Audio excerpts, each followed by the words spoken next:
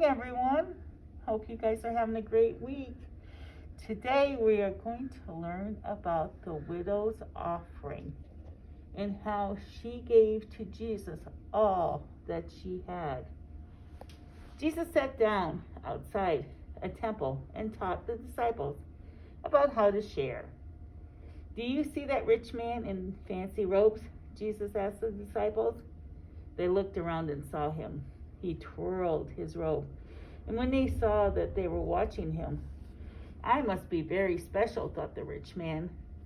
The man in the fancy robe stopped in front of a money box outside the temple.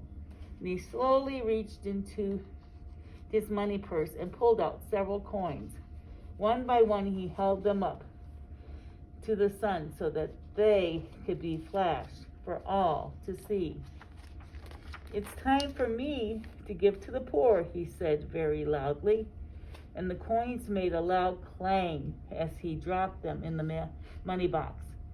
Now Jesus asked the disciples another question. Do you see that poor old widow?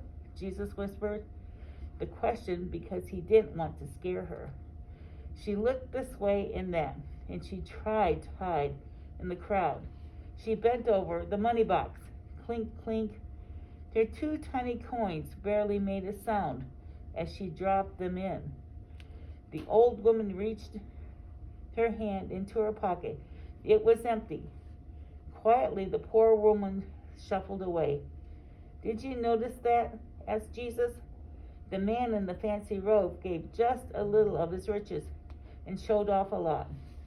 The widow gave the only 2 coins she had and kept quiet about it.